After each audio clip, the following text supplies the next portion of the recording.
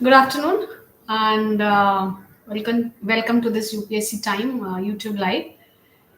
I am Jyoti Agarwal and I'm 2009 batch. I have cleared, given the exam of UPSC in 2008. So इससे पहले कि मैं अपनी strategy या यूपीएससी जर्नी के बारे में बात बताऊं, सबसे पहले मैं अपना परिचय देना चाहूँगी. As I said, I'm Jyoti Agarwal. IRS 2009 batch and I have scored 316 rank. All India rank is 316. I belong to Lucknow, Uttar Pradesh, which is a small city in UP. And I have done my BSc, after that MA, and then I cleared the NET exam. And so, along with that, I prepared for the UPSC as well. So the journey is like this, that when I given my graduation, then I decided. तो जब मैंने अपना graduation किया तो मैंने ये decide किया कि आगे क्या करना है. And we have our neighbours जो कि यूपी पीसीएस में थे. And that day I decided कि मुझे भी यूपी पीसीएस के लिए तैयार करना है. एंड आप बिलीव कीजिए, उससे पहले मुझे यूपीएससी और यूपी पीसीएस के बारे में कुछ भी आइडिया नहीं था. That was the first time. And the turning point was कि मैं एमएससी में एडमिशन लेने जा रही थी, और जब मैंने देखा कि आई एम रैंकिंग सेकंड और third in Lucknow university, then I realised my potential. So this is how I started my journey. बहुत सारे लोग ऐसे होंगे जो बहुत पहले से तैयारी कर रहे होंगे. They are sure they are, and that is a good thing कि दे आर श्योर कि हमें आगे क्या करना है. But I have taken a little late decision. So मैंने यूपीपीसीएस भी दिया, यूपीएससी भी दिया, and in fourth attempt I could qualify. To your surprise, आपको हैरानी होगी कि जब मैंने पहला अटेम्प्ट दिया, I could qualify the prelims, and I was very happy. But what went wrong in mains? कि I have prepared extra, over हो गया मेरा. यानी जब मैं मेंस के आंसर्स लिख रही थी, so there was so much content in my mind that I could not frame my answers and I could not qualify mains. Second attempt में I could give my pre, I could qualify mains, and then I went to interview. Third attempt I could not qualify pre also. It was a very disappointment for me क्योंकि आप लगातार 3 साल से मेहनत कर रहे हैं और आप क्वालिफाई नहीं कर पा रहे हैं, या आप एंड में आके रुक जा रहे हैं. So that year which year I qualified, I made up my mind कि अगर मैंने इतना इन्वेस्ट किया है, if I am putting so much effort, I have to qualify. And in the fourth attempt I qualified and got 316 rank. चूंकि यहाँ पे UPSC aspirants हैं, they may be having lot of questions, उसको हम बाद में लेंगे. बट मैं आपको प्रीलिम्स, मेंस और इंटरव्यू में क्या बात ध्यान देनी चाहिए, क्या इंपॉर्टेंट है, क्या क्या गलतियां मुझसे हुई जो आपको नहीं करनी चाहिए, क्या स्ट्रैटेजी रखनी चाहिए, उसके बारे में थोड़ी बातें करूँगी. सबसे पहले आपको अपना सब्जेक्ट डिसाइड करना चाहिए. काफ़ी लोग पूछते हैं कि प्रीलिम्स प्रिपेयर करें कि मेंस प्रिपेयर करें, बट मुझे ऐसा लगता है कि आपका फोकस, चूंकि आपका फोकस है कि आपको यूपीएससी क्लियर करना है, और मेंस बहुत ही important, it plays a very important role in deciding your rank, in getting you selected. तो मेंस के टॉपिक हैं, स्पेशली योर ऑप्शनल और जो आपके जीएस के सब्जेक्ट्स, जो भी जीएस पे कवर करते हैं टॉपिक्स, उस पर आपको ध्यान देना चाहिए. क्योंकि प्रीलिम्स और मेंस में टाइम बहुत कम होता है और पढ़ना बहुत ज़्यादा होता है. पढ़ने के साथ साथ समझना, आंसर राइटिंग करना. तो मेरी स्ट्रैटेजी क्या थी, मैंने मेंस से तैयारी शुरू की. जब मैंने दिया था तब 2 सब्जेक्ट थे ऑप्शनल. चूंकि मैंने बीएससी किया है तो मेरा एक ऑप्शनल बॉटनी था, और सेकंड ऑप्शन मैंने सोशियोलॉजी रखा, क्योंकि मुझे लगा थोड़ा लाइटर सब्जेक्ट है एंड आसानी से प्रिपेयर कर सकते हैं. प्रीलिम्स भी मैंने बॉटनी से ही दिया था. तो सबसे पहले ऑप्शनल वो चूज़ करना चाहिए जिसके साथ आप कंफर्टेबल हो, क्योंकि आपको उसके साथ डे नाइट रहना है, पढ़ना है, उसको अपनाना है। तो जो मुझे लगता है one of the important strategy is to be part of it, to become part of it and उसको एक्सेप्टेंस भी बहुत ज़रूरी है। कई बार हम टॉपिक ऐसे या कुछ ऐसे सब्जेक्ट्स ले लेते हैं ऑप्शनल जो हमें समझ नहीं आते या हमें डिफ़िकल्टी होती है अंडरस्टैंडिंग में। जैसे मेरे लिए मैथ्स डिफ़िकल्ट था, even from science background maths के साथ आई वाज़ नॉट कंफर्टेबल। सो अगर आप सब्जेक्ट चूज़ कर रहे हैं, तो 2 क्राइटेरिया होना चाहिए। एक तो अभी मार्क्स किसमें अच्छे आ रहे हैं, किसमें स्कोरिंग ज़्यादा है, दूसरा आप कितना कंफर्टेबल हैं उस टॉपिक के साथ। सेकंड जो मैंने मेंस में देखा, वो है जनरल स्टडीज़। जनरल स्टडीज़ मेरा बहुत वीक था। हमेशा मेरे मार्क्स ऑप्शनल में अच्छे आते थे, बाकी सब्जेक्ट्स में बाकी जो पेपर्स हैं उसमें अच्छे आते थे, पर जनरल स्टडीज़ में वो डाउन हो जाता था। स्पेशली जो आपका मैथ्स पार्ट है। तो मैंने क्या किया, अपने जितने भी जनरल स्टडीज़ के वीक पॉइंट्स थे, मैंने उस पे फ़ोकस करना शुरू किया, उसके आंसर्स लिखने शुरू किए। सो मेरी स्ट्रैटेजी में सबसे इम्पोर्टेंट ये था कि मेरा वीक पॉइंट क्या है? क्या ये टॉपिक या ये सब्जेक्ट या ये पेपर मेरे लिए उसमें कोई टॉपिक वीक है? उसके ऊपर मैंने वर्क करना शुरू किया। साइंस बैकग्राउंड होने की वजह से मुझे हिस्ट्री, ज्योग्राफी, पॉलिटी में डिफ़िकल्टी आई। तो मैंने क्या किया, पुराने प्रीवियस पेपर्स लिए, उन पे प्रैक्टिस किया, उनको लिख के देखा, till I was satisfied. Second thing which I did is essay. Essay में मुझे 100 मार्क्स मिले थे फर्स्ट अटेम्प्ट में, सेकंड अटेम्प्ट में 120। Now this plays a very important role, क्योंकि हम क्या करते हैं, अपने जीएस पे भी ध्यान देते हैं, अपने ऑप्शनल पे भी ध्यान देते हैं, पर एस्से नहीं देते। हमें लगता है हम लिख लेंगे, बट अगर एस्से में आपका इम्प्रूवमेंट होता है, तो आपकी रैंक बहुत जल्दी इम्प्रूव होती है और आपके चांसेस बढ़ जाते हैं। एस्से के लिए भी मैंने एक इंस्टीट्यूट ज्वाइन किया और दिल्ली में नहीं जा पाई क्योंकि मैं लखनऊ की हूँ, तो और जॉब भी कर रही थी यूपीपीसीएस में, सो दिल्ली नहीं जा पाई मैं। लेकिन मैंने 1 डेढ़ महीने का जो क्रैश कोर्स होता है वो किया और एस्से में इम्प्रूव किया। तो जो एस्से मुझे 100 मार्क्स दे रहा था, वो 180 देने लग गया।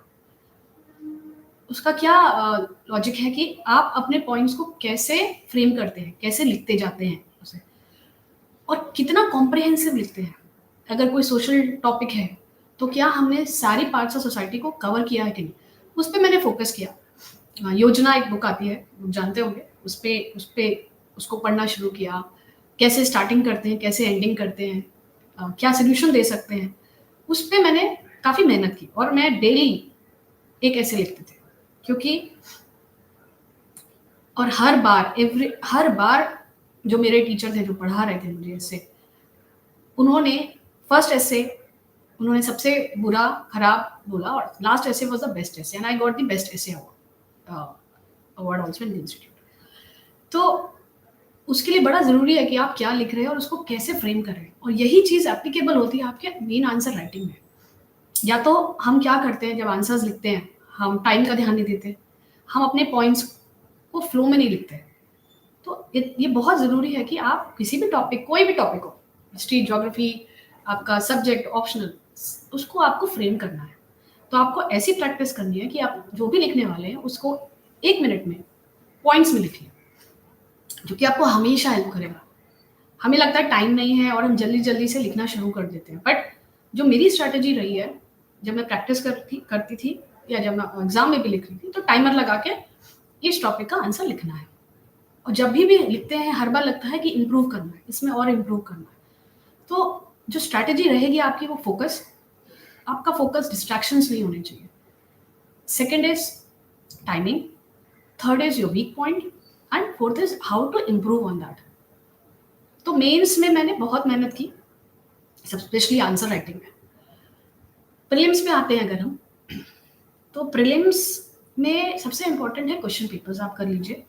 और खाली क्वेश्चन पेपर नहीं, जो उसके 4 ऑप्शंस दिए जाते हैं, ए, बी, सी, डी, उसके भी क्या आंसर हो सकते हैं या वो कैसे क्या रिलेटेड है, वो भी ज़रूरी है आपको करना। मैंने एक इंडिया ईयर बुक पढ़ी थी और मुझे लगता है वो बहुत ही हेल्पफुल थी, उसमें बहुत क्वेश्चंस आए थे। कम से कम 10 बार पढ़ी होगी मैंने इंडिया में। तो अगर आपको बार-बार पढ़ना पड़े, तो बहुत ही नॉर्मल एक वो है, क्योंकि किसी चीज़ को रिटेन करने में टाइम लगता है। प्रीलिम्स में 5 साल के नहीं, मैं पीछे काफ़ी पीछे तक गई। और एनसीईआरटी बुक्स, अगर प्रीलिम्स के लिए मैं बोलूँ, तो एनसीईआरटी बुक्स को भी मैंने काफ़ी रेफ़र किया। और मैं अपने जितने भी नोट्स थे, चाहे वो प्रीलिम्स हो, चाहे मेन्स हो, एक बेस बुक रखती थी और उसके साथ उसको ऐड ऑन करती थी। क्योंकि एक ही टाइम पे बहुत सारी बुक्स तो नहीं पढ़ सकते।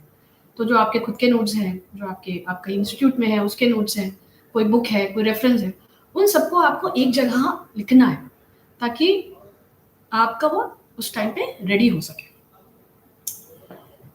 उसके अलावा बात करते हैं इंटरव्यू की।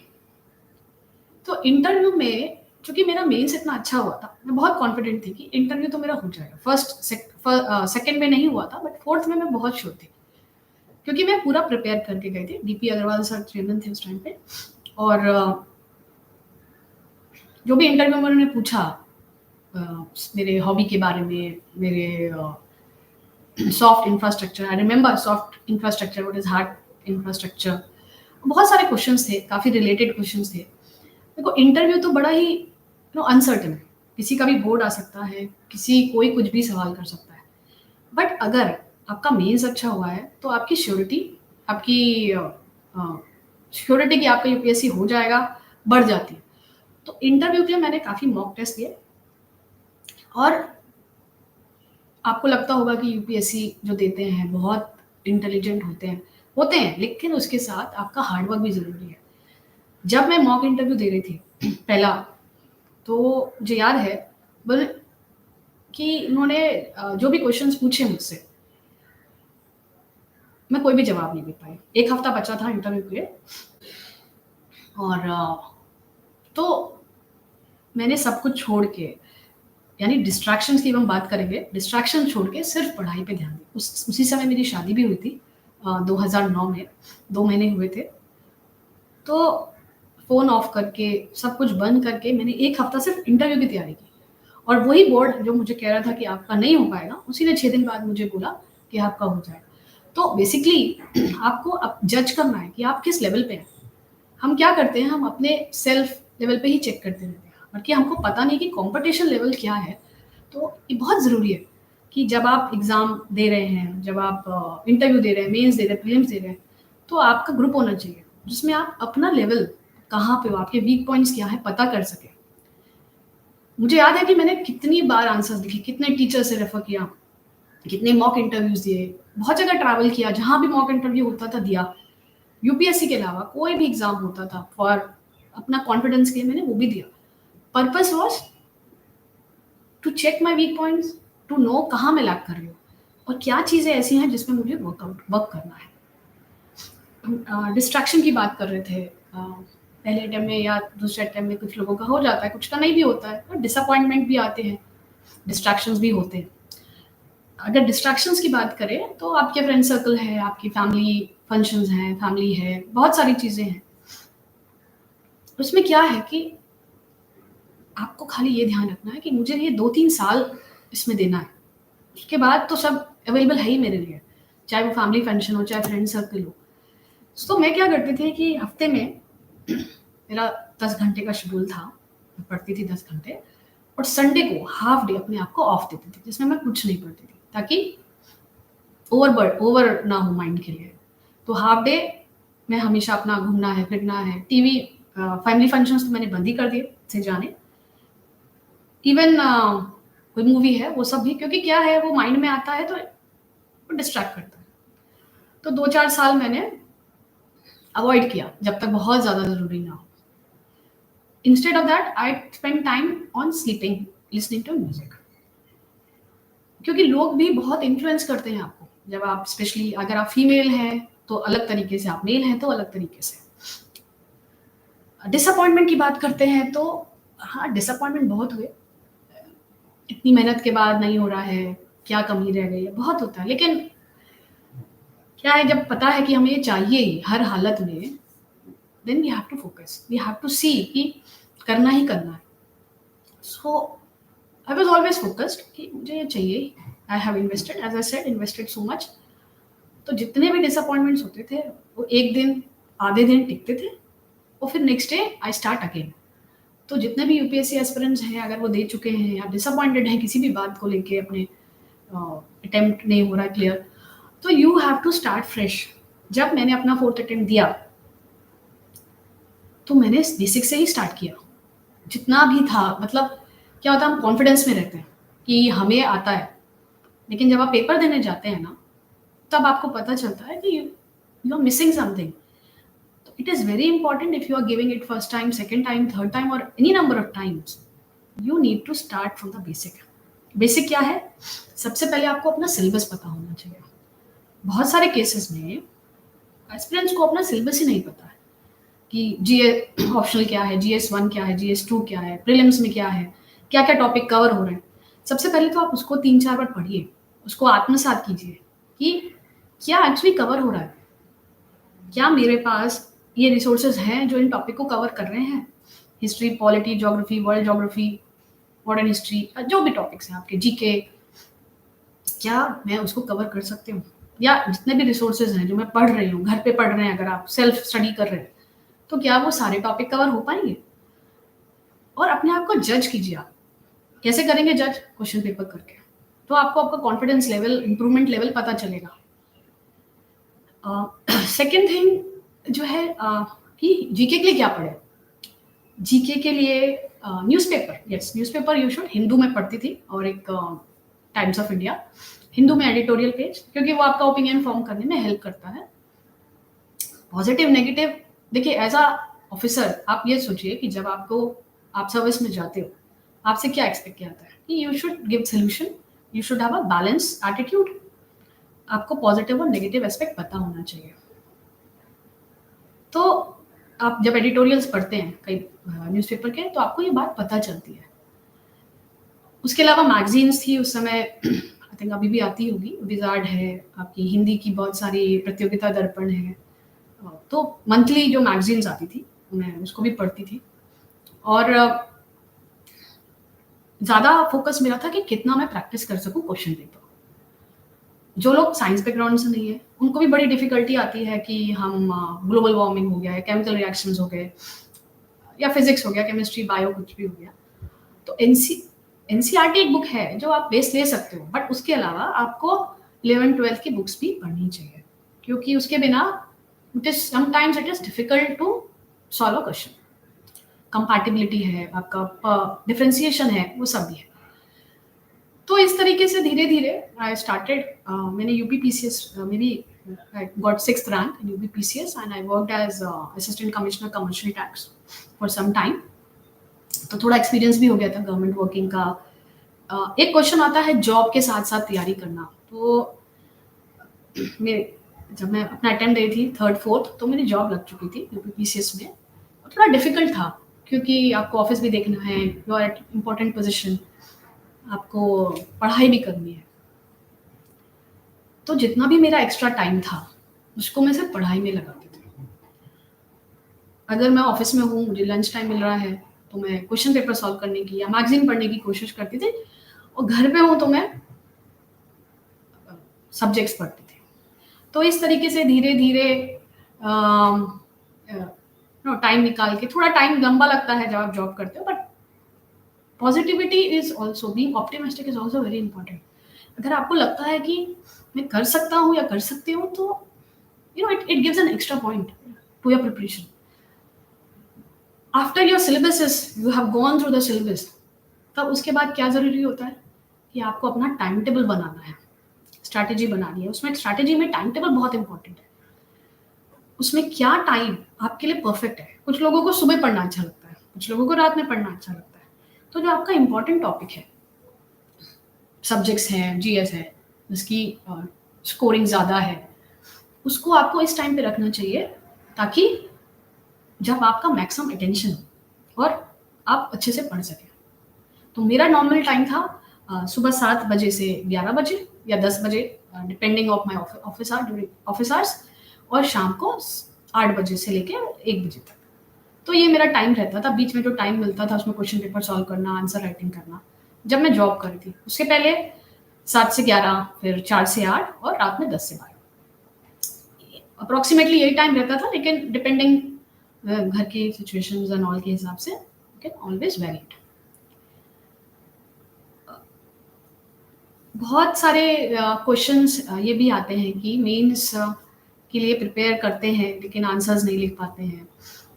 तो और कौन चेक करेगा आपका आंसर? मान लीजिए आपने एक आंसर लिख दिया, टाइम के हिसाब से लिख दिया, but who is going to check?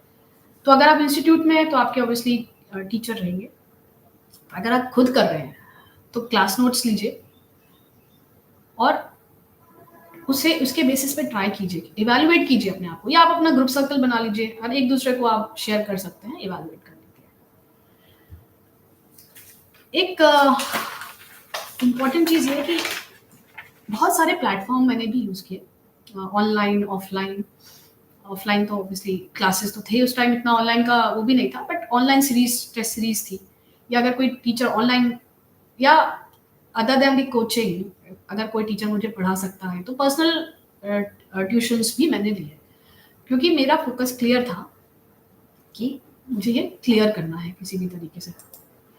अभी हम, हाँ, क्वेश्चंस आंसर्स काफ़ी सारे हैं चैट बॉक्स में, वो हम लेंगे। 2-3 मिनट में मैं बस इसको समराइज करूँगी कि क्या पहली चीज़ तो ये है कि क्या-क्या हमने गलतियाँ की जो आपको नहीं करनी चाहिए। जैसे मैंने पहले कहा, ओवर माइंड को बर्डन नहीं करना है। उसके लिए क्या ज़रूरी है? आपको आपका सिलेबस और आपका शेड्यूल पता होना चाहिए और पिछले साल के पेपर्स आपको आने चाहिए। एग्ज़ाम से पहले 2 घंटा, 3 घंटे पहले बुक्स बंद कर देनी चाहिए। सबसे बड़ा गलती क्या होती है? हम लास्ट तक पढ़ते रहते हैं और फिर माइंड जो है वो बंद हो जाता है। जब हम एग्ज़ाम टाइम में आते हैं तो हमें उस टाइम पे कई सारे आंसर्स एक साथ याद आने लगते हैं। दूसरी गलती जो मैंने की, मैंने अपने वीक पॉइंट्स को नहीं चेक किया था। इसलिए when I got to know in third attempt मेरे वीक पॉइंट्स हैं, मुझे लगता था कि मैं कर लूँगी, and I was using the same technique to do my GS. But बाद में मुझे रियलाइज़ हुआ कि अगर मैंने मैथ्स का पोर्शन जो मेरा वीक है, यानी अगर आपका कोई भी वीक पोर्शन है, अगर आप उस पे ध्यान नहीं देंगे, तो it will pull you down. तो सबसे इम्पोर्टेंट जो गलती की और मैंने सुधारी है, वो ये है कि अपने वीक पॉइंट्स को मैंने पहचान के उस पे वर्क किया। पर इसका मतलब ये नहीं है कि आपके जो ऑप्शनल है या जो आपका स्ट्रॉन्ग पॉइंट है, उसको कम करना है, उसको भी आपको साथ में लेके चलना है। ऐसे जैसे मैंने बोला, उस पे ध्यान दीजिए, that will help you a lot. Books, reference बहुत सारे मिलेंगे आपको, बट आपको ये डिसाइड करना है कि आप कितना एक्सेप्ट कर सकते हैं। There are lot of books in market, तो क्या जेन्युइन है, क्या रेफरेंस दिया है, किस बुक का रेफरेंस है, उसको पढ़ के आप एक गाइडलाइन तैयार कर सकते हैं। पहले मैं पॉइंटर्स नहीं बनाती थी, पर मैंने कुछ टीचर्स एंड ऑल से डिस्कस किया, पॉइंटर्स बनाने शुरू किया, और उससे मेरे आंसर्स की भी क्वालिटी इंप्रूव हुई और क्लैरिटी भी आई, और I could write better answers. I will also advise कि you should have someone who can evaluate you, चाहे आपके दोस्त हो, चाहे आपके टीचर हो, जो भी आप, क्योंकि हमें ऐसा लगता है कि हम बहुत अच्छा लिख रहे हैं, हम अच्छा परफॉर्म कर रहे हैं, पर होता क्या है कि थर्ड पर्सन को चेक करनी है आपके आंसर को, तो उसको पता होना चाहिए कि कैसा है, क्या आपने कैसा लिखा है। एक और कॉमन क्वेश्चन आता है, वो ये है कि फ्लो चार्ट बनाना चाहिए कि नहीं। तो क्या होता है कि फ्लो चार्ट, देखिए सबके पास एक ही सोर्स है पढ़ने का, सेम बुक्स है, बट क्या एडेड है कि हम उसको कैसे प्रेजेंट करते हैं। That is the most important thing, how you present in your writing. तो flow chart is an added advantage. अगर आपका आंसर लिखने के बाद या आंसर के बीच में अगर आपको लगता है कि इसमें हम एक फ्लो चार्ट बना के समझा सकते हैं, पाई डायग्राम या जो भी, any kind of diagram, any pictorial presentation of your answer, तो obviously it gives a added benefit, because whoever is checking will know कि आपको ये कंसेप्ट पता है। कभी भी आंसर में वो नहीं करना चाहिए, जैसे हम कहते हैं ना, कुछ भी लिख दिया, आपको लगता है कि every answers are being check, तो इसके लिए आपको उस पर भी फोकस करना है। अगर आपको कोई आंसर नहीं आता है और आपके पास चॉइस नहीं है, तो क्या करना चाहिए?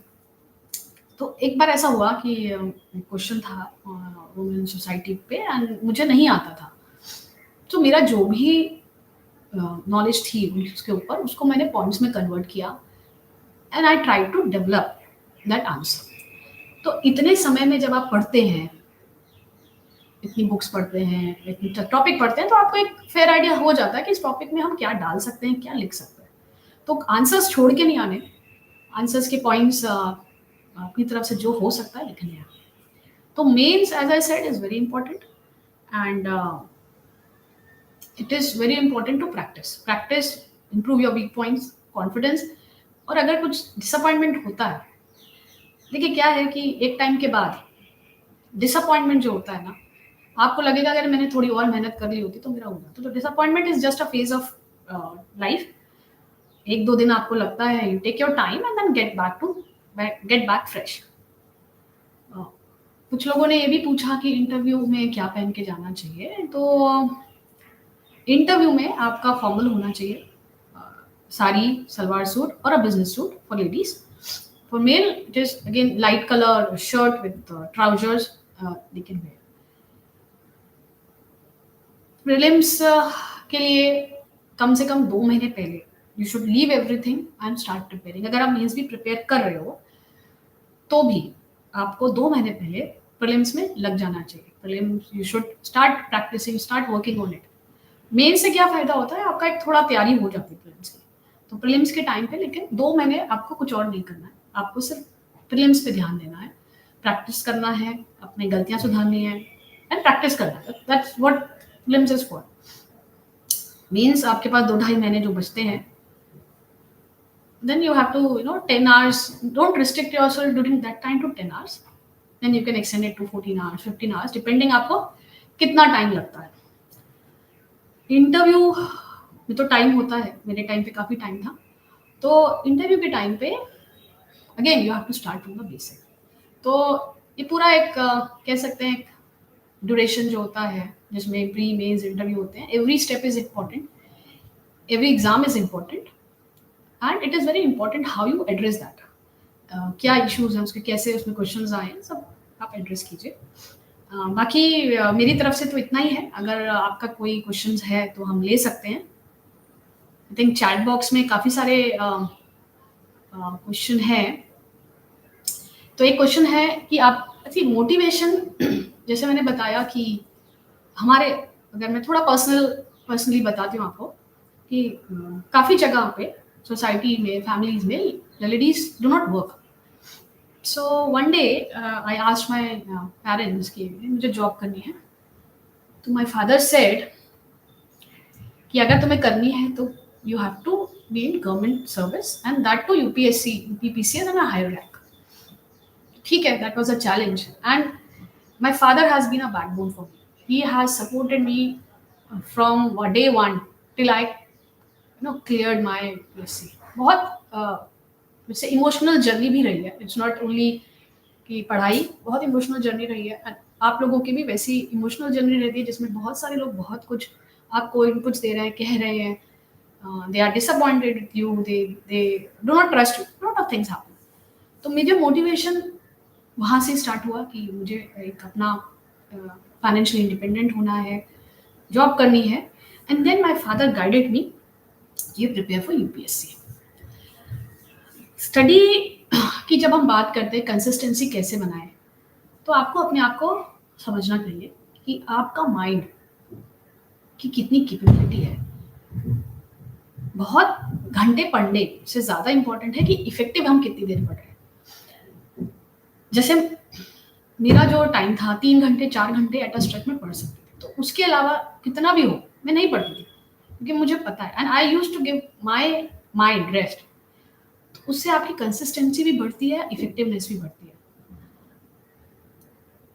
अगर हम बात करें मिस्टेक्स की कि क्या मिस्टेक की, तो मैंने पहले भी बताया कि मैं ध्यान नहीं दिया। मैं थोड़ा कैजुअल थी इनिशियल टाइम में। मुझे लगता है 2 मिस्टेक्स थी मेरी। एक तो मैंने लखनऊ से ही तैयारी की और जो लेवल ऑफ प्रिपरेशन है वो दिल्ली में जो है और बाकी सब सेंटर्स जहाँ भी हैं उनमें बहुत फ़र्क है।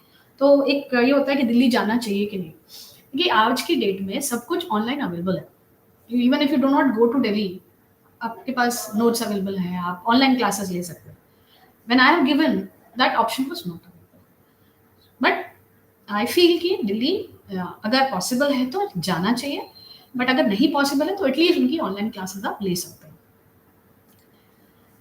रिवीजन के लिए क्या किया मैंने कि जो मैं आज पढ़ रही हूँ और जो कल पढ़ रही हूँ, तो जो मैंने आज पढ़ा उसको मैं वापस रिवाइज करके ही नेक्स्ट टॉपिक लेती थी। तो every time I use to read a topic, next day again I use to read, but वो टाइम कम लगता था और 2 3 4 बार 5 बार कीप रीडिंग और पॉइंट्स बनाए थे मैंने, क्योंकि आप पूरा कंटेंट तो नहीं पढ़ सकते जब आपको फाइनल देना है।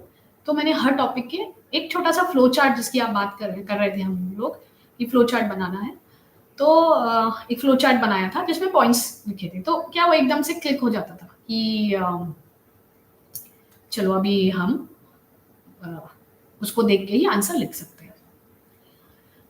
अगर मॉक इंटरव्यू और इंटरव्यू की बात करें, तो मॉक इंटरव्यू आपको एक एटमॉस्फेयर देता है, आपकी प्रिपेयर्डनेस बताता है। मेन इंटरव्यू ऑब्वियसली बहुत डिफरेंट होता है, बड़ा he sometimes it is very intimidating also, मतलब आप बहुत ही नर्वस हो जाते हैं। तो मॉक इंटरव्यू आपको प्रिपेयर करता है कि एटलीस्ट आप जब मेन इंटरव्यू देने जा रहे हैं तो आप प्रिपेयर्ड हो कि आपको एंट्री कैसे करनी है, आपको कैसे विश करना है, कैसे बैठना है, कोई आंसर नहीं आता है तो क्या बोलना है। तो basically it is a preparedness for the main interview. Main interview obviously is difficult and they can ask you any questions out of anywhere. But mock interview आपको confidence provide करता है। मेरा इंटरव्यू बहुत अच्छा था, 4th अटेम्प्ट वाला, and I was very confident. One of the reason वाज कि मैं already I was working in UPPCS, and second thing was I was well prepared. देखिए आने को कुछ भी आ सकता है, but if you are well prepared you know कि हम इस बार आंसर, और जो मुझे नहीं आता था मैंने आंसर नहीं दिया, अच्छे मार्क्स भी मुझे मिले थे। क्वेश्चन है डिस्ट्रैक्शन से कैसे बचे। तो डिस्ट्रैक्शन तो सबकी लाइफ में आता है, पार्टी जाना है, यहाँ जाना है, पढ़ने में मन नहीं लग रहा है, बहुत सारी चीज़ें आती हैं। But as I said you have to pull back your self, and अगर एक दिन खराब होता है होने दीजिए, लेकिन you next day you have to pull back your self and get back to work. Every time जब भी आपको डिस्ट्रैक्ट हो, प्लीज रिमाइंड योर सेल्फ कि my aim is something else, others can wait, सब कुछ वेट कर सकते हैं, क्योंकि ये आपका गोल्डन टाइम है। अगर अभी नहीं किया तो नहीं कर पाएंगे आगे। तो जब भी आपको कोई डिस्ट्रैक्शन हो तो आपको यही समझाना है कि अदर इवन माई ग्रीफ, अगर मुझे किसी बात का दुख है, कोई सॉरो है, मैंने कुछ लूज किया, everything can wait, I need to focus this time will not come again. अभी एक क्वेश्चन है कि आईआरएस की ट्रेनिंग कैसी होती है। तो आईआरएस दो होते हैं, एक आईआरएस इनकम टैक्स और एक IRS customs and indirect taxes. I mean customs and indirect taxes, एक अवेयर कि नासिन पाला समुद्रम एक नया कैंपस खुला है जो पाला समुद्रम आंध्र प्रदेश के पास है, वहाँ पे हमारी 2 साल की ट्रेनिंग होती है। और फिर उनका भी प्रमोशन जैसे आईपीएस आईएएस का होता है, the similar line same grade pay ही होता है, तो सबका ग्रेड पे सिमिलर होता है। प्रमोशन के डेजिग्नेशन अलग अलग हो सकते हैं। तो like right now I am at level 13, तो जो भी मेरे बैच के ऑफिसर होंगे जो आईएएस आईपीएस या any other services, they will be at level 13। Now motivated कैसे रहें, बड़ा इंपॉर्टेंट क्वेश्चन है, बिकॉज मुझे भी काफ़ी चैलेंजेस फेस करने पड़े हैं मोटिवेटेड रहने के लिए। तो मेरा क्या बहुत ही मतलब आपको लगेगा बड़ा सिंपल है, बट जब भी मेरा मूड खराब होता था या कुछ नहीं क्लियर हुआ, तो I used to go out, have a cold drink और something sweet and keep my, so purpose was to keep myself happy. क्योंकि अगर मेरा माइंड डिप्रेशन या टेंशन या स्ट्रेस में चला गया, and I'll not be able to prepare myself. तो I used to give some time, 2-3 दिन। और जब मैं ये सोचती थी कि इतनी मेहनत की है तो होना ही है, जब मैं इतनी मेहनत कर रही हूँ, बाकी और लोगों को भी देखती थी, बाकी मेरे कलीग्स हैं जिनका हो रहा था, तो एक they were source of motivation for me, and I have been good in studies also. तो मुझे ऐसा लगता था कि अगर मैं नहीं कर सकती तो कौन कर सकता है। तो एक सेल्फ कॉन्फिडेंस भी बहुत था मुझे।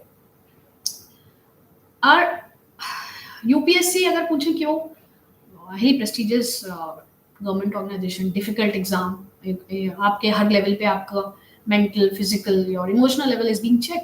तो अगर यूपीएससी नहीं तो और क्या, this is one of the best thing which we can do.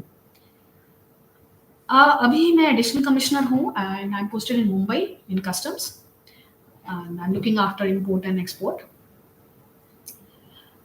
Now अगर इंग्लिश अच्छी नहीं है आपकी तो मीडियम, देखिए मीडियम इज नॉट इम्पोर्टेंट. अगर आपकी इंग्लिश अच्छी नहीं है तो you should also, there is no harm in doing an English language course. जैसे कई लोग अपना क्वालिफाइंग पेपर्स नहीं कर पाते, क्यों? उनकी इंग्लिश नहीं अच्छी है या हिंदी नहीं अच्छी है और उस पर ध्यान भी नहीं देते. बट आपको पता होगा कि अगर आप क्वालिफाई नहीं करते अपना qualifying paper, then your other papers are not evaluated. तो डोंट इग्नोर इट. अगर आपकी इंग्लिश अच्छी नहीं है या हिंदी अच्छी नहीं है तो आप क्लासेस ले लीजिए उसके. वो that will be additional but it will help you to sail through easily. Now plan भी कब से रखना चाहिए? तो प्लान भी आपको शुरू से ही रखना चाहिए, मैं आपको यही बोलूँगी. इसलिए मैंने अपना 2 तरीके से प्लान भी तैयार किए थे. एक तो एमए करने के बाद मैं नेट का करके आई वाज़ थिंकिंग कि I will be a lecturer. Second was मैंने यूपीपीसीएस भी दिया ताकि अगर इन केस कुछ भी ऐसा रह जाता है लास्ट में तो I am somewhere I am settled. तो वो एक option, your option should be open.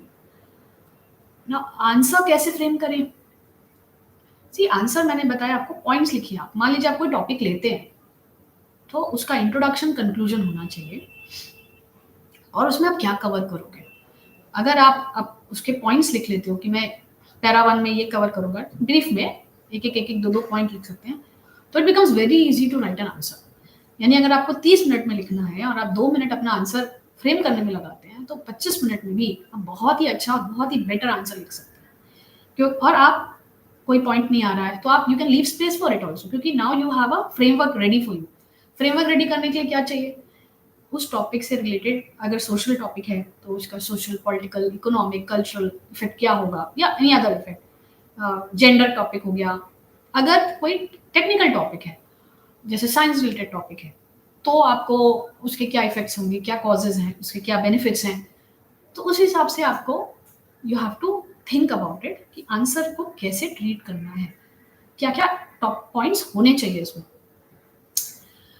Coaching लगाना ज़रूरी तो नहीं है क्योंकि मैंने जैसे आपको बताया कि कोचिंग कुछ लोग अफोर्ड भी नहीं कर पाते और कुछ लोगों के लिए मुश्किल होता है. But at least if possible online classes ले लीजिए या आप अपना ग्रुप, स्टडी ग्रुप ज़रूर बनाइए ताकि आप अपने आप को इवैल्यूएट कर सकें.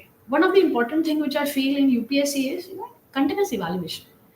आप बाकी आपको भी पता है कि बहुत ही कम लोगों का इतने लोग एग्जाम देते हैं, तो आप उनसे बेटर कैसे हैं वो कैसे पता चलेगा जब तक आप इवैल्यूएट नहीं करेंगे.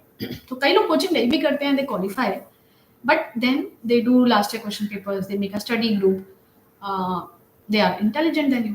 बट आप अगर अपने आप को एक एवरेज स्टूडेंट मानते हैं तो आपको कंटिन्यूसली प्रैक्टिस, गाइडेंस, इवैल्यूएशन की जरूरत पड़ेगी. So right now I am serving, as I said, additional. Okay.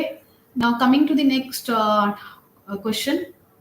So value addition के लिए बहुत सारे अब तो रेफरेंसेस हैं. जैसे हिस्ट्री में स्पेक्ट्रम का एक बुक आती थी. ऐसे ही हर टॉपिक की अलग अलग बुक्स आती हैं. तो आपके जो भी नोट्स आप प्रिपेयर कर रहे हो एनसीईआरटी से, कोचिंग से, जहाँ से भी, उसी टॉपिक को आपको दूसरी बुक से पढ़ना है और देखना है कि क्या कोई पॉइंट उसमें एडिशनल है which you have to add there. तो हर topic wise I use to add the value instead of reading every time from every book. For example अगर मैंने मुगल एम्पायर पढ़ा है तो मुगल एम्पायर से रिलेटेड अगर एक दो ज़्यादा book, see I will not suggest कि बहुत सारी बुक आप प्रेफर करें. एक आपके नोट्स होने चाहिए, एक रेफरेंस बुक होनी चाहिए और एक मेन बुक होनी चाहिए. उतना भी अगर आप कर लेते हैं, क्योंकि पर्पस क्या है हमारा कि हमें जितना आता है एटलीस्ट उसको तो हम ढंग से प्रेजेंट कर सकें. कई बार क्या होता है, जो मेरी भी गलती रही है, हम बहुत पढ़ लेते हैं, बहुत सारी बुक्स रेफर करते हैं, पर जब हम लिखने जाते हैं तो हमको समझ में नहीं आता हम उसको फ्रेम कैसे करें. तो जो आपको लगता है अच्छी बुक है जो मार्केट में अभी है, और एक बेस बुक, एक रेफरेंस बुक और आपके नोट्स, इतना काफ़ी है.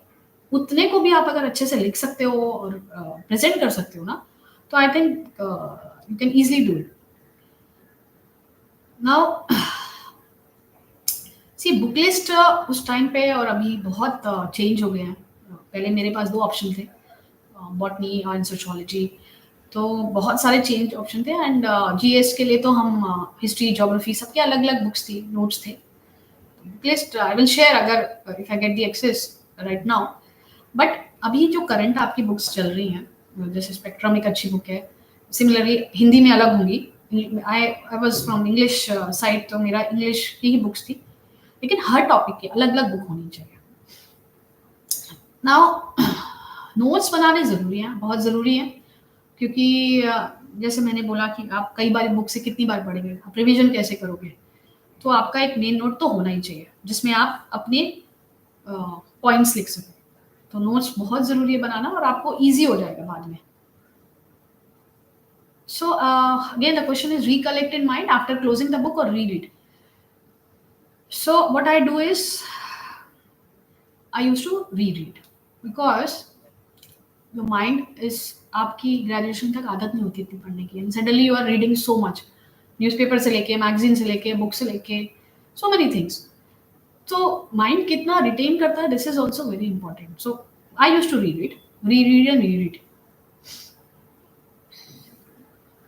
तो अगर आपको मेंस और इंटरव्यू में या किसी क्वेश्चन नहीं आते हैं, मान लीजिए, तो मैंने एक आपको स्ट्रैटेजी दी कि आप अभी आपको मे भी नहीं लगेगा, लेकिन जब आप पढ़ाई करने लगते हैं तो आपको एक ओवरव्यू मिल जाता है कि मुझे इसमें क्या क्या कवर कर सकता है। तो एक जनरल आंसर तो आप लिख ही सकते हैं। इंटरव्यू में भी नहीं आता आपको अगर, तो ये बेटर रहेगा कि आप या तो बिल्कुल नहीं आता, ये टॉपिक सुना ही नहीं है, तो आप उनको मना कर दीजिए कि sir I am not aware about this topic.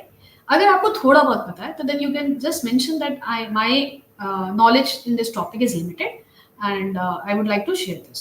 So this is how you can address a question.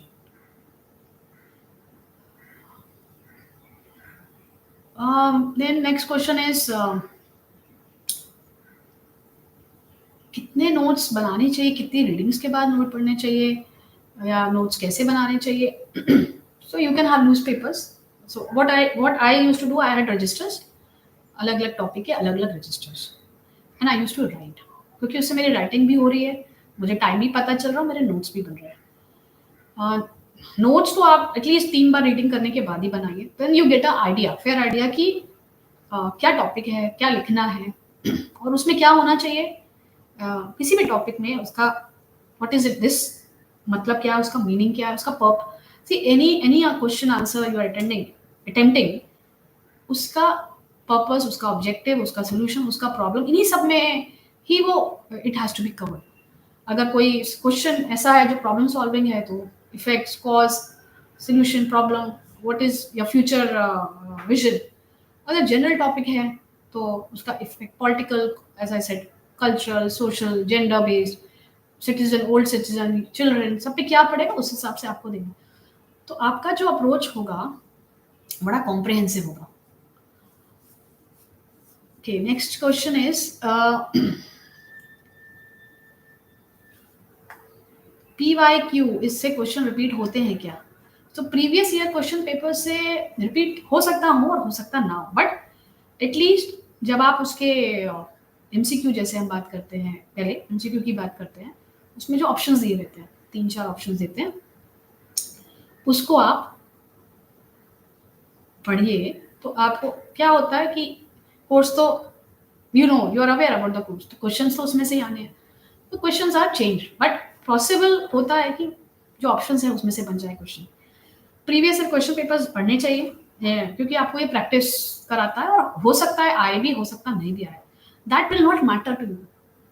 What matters is how you write it, how you attempt it. तो प्रीवियस ईयर क्वेश्चन पेपर्स आपको एक तैयार कराते हैं आगे के, और करने चाहिए। SSC, CGL और UPSC में क्या सिमिलरिटी है? तो जो SSC है उसमें दैट इज यू सिमिलरिटी, तो see I am not aware about, I am not given SSC, but as far I am aware उसमें इंटरव्यू नहीं होता है। तो सिमिलरिटी है कि उसमें MCQ और इसमें भी MCQ होता है। एंड देन एक SSC एग्ज़ाम को देने के बाद और एक UPSC एग्ज़ाम तक पहुंचने के लिए जो ECDC बनते हैं, असिस्टेंट कमिश्नर्स या असिस्टेंट कलेक्टर बनते हैं, उसमें काफ़ी ईयर्स का गैप हो जाता है। तो दोनों में एमसीक्यू ही एक सिमिलैरिटी हो सकती है, which I am not much aware about. IRS का वर्क सी रेवेन्यू से रिलेटेड होता है, फिनेंस से रिलेटेड होता है, टैक्स कलेक्शन से रिलेटेड होता है। जो अभी बजट आया उसमें आपने इनकम टैक्स देखा होगा, कस्टम्स ड्यूटी गोल्ड पे घट गई।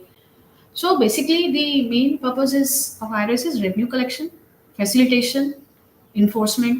जीएसटी के बारे में आपने सुना होगा, बहुत सारे लोग जीएसटी पढ़ाई भी कर रहे होंगे, तैयारी कर रहे होंगे। तो जीएसटी रिलेटेड जितना भी काम है, सो बेसिकली जो गवर्नमेंट को फाइनेंसेस जाते हैं, इनकम टैक्स और customs and indirect taxes which includes your GST, वो आपका आईआरएस कवर करता है। आंसर राइटिंग टेक्निक कुछ नहीं होती है। आप आंसर लिखो, पहले तो आप अपने आप को अटेम्प्ट करो, आंसर लिखना शुरू करो। उसके बाद आपको पता चलेगा कि हमें आंसर पहले, unless and until you write it down, you will not get to know कि मैं क्या लिख रहा हूँ। Second thing is rearrangement of answer, यानी आपके मन में जो पॉइंट आया आप उसी को लिख दोगे पहले, और फिर क्या होगा, आपको अच्छे मार्क्स नहीं आएंगे in spite of writing everything. So technique है उसको रीअरेंजमेंट करना। रीअरेंजमेंट कैसे करते हैं, जैसा मैंने बोला, पॉइंटर्स लिखिए, पहले क्या आएगा, नेक्स्ट क्या आएगा। अब आप सोल्यूशन प्रॉब्लम से पहले तो नहीं लिख सकते, तो इट्स वेरी इंपॉर्टेंट कि आपको आते हुए भी आप उसको रीअरेंज कैसे करते हैं। सो याद करना, जो एक क्वेश्चन है कि याद कैसे करें, वुड से कि याद करना ही नहीं है, आपको पढ़ना है और समझना है।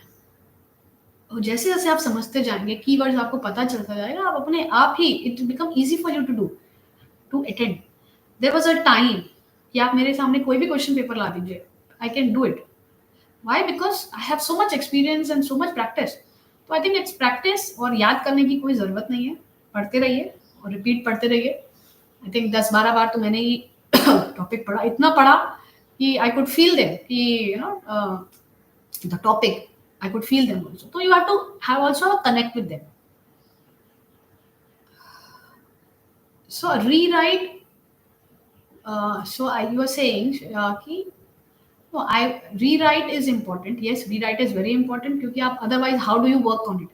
आप पहले एक आंसर लिख रहे हो, आप 15 दिन बाद उसे चेक करो, you'll get to know कि आज की डेट में आप 1 महीने बाद आप उसी टॉपिक को पढ़ के लिखो, you'll get to know कि आपको क्या कमियां है। तो रीराइट तो जरूरी है। इनिशियल टाइम में rewrite is very important, but after obviously after 1 year 2 year you get to know कि हम कैसा लिख पा रहे हैं।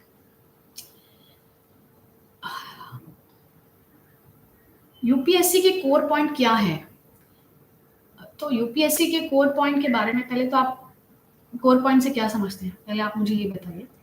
बट जितना मैं आप समझ पाई हूँ, यूपीएससी के dedication, every time you practice how much you can see, it is very important to understand कि आप once you are an officer, आप अपना स्टैंड कैसे लेते हैं, आपकी सोच कैसी है, how you prepare yourself. So all this process is to make you not only aware about the surroundings, but also make you a better person to take a decision. At the end, you will be placed at a position wherein you have to take the decision, you have to get the effective work done. अगर आपका यही clear नहीं होगा कि हमें करना क्या है, सो बेसिकली एक balanced approach is one of the core point, और you know how you go ahead with the difficult challenges. Now NCERT पढ़ सकते हैं, अगर आप स्टार्टिंग से शुरू कर रहे हो, फर्स्ट टाइम आप पढ़ रहे हो, तो एनसीईआरटी आपको एक बेस देता है easy way, otherwise it will be difficult for you to comprehend. तो आई वुड से एनसीईआरटी से आप एटलीस्ट बिगिन तो कर सकते हैं। तो पेन तो was not very particular about pen, so I used the dot pen, just common dot pen, which so I think there are no more questions. So अगर कोई questions नहीं है further,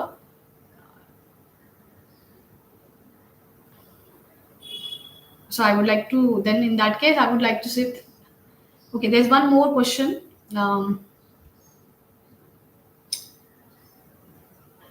कि एसएससी सीजीएल के जरिए क्या हम उस पोस्ट पर पहुंच सकते हैं जिस पोस्ट पर यूपीएससी वाले होते हैं? सी एसएससी की पोस्ट से पहुंच सकते हैं, लेकिन बहुत टाइम लगता है, because any inspector or any preventive officer or whoever who has come through SSC से जो जर्नी आपकी असिस्टेंट कलेक्टर की है वो अराउंड 8 to 10 years होती है, तो वुड से पहुंच तो सकते हैं but it takes some time.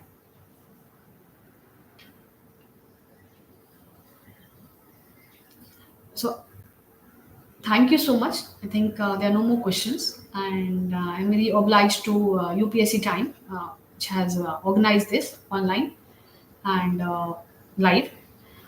And I was just like to mention that long time has passed when I have given my UPSC, but believe me, the strategy is same. आपको मेहनत के साथ साथ थोड़ा स्मार्टली काम करना है.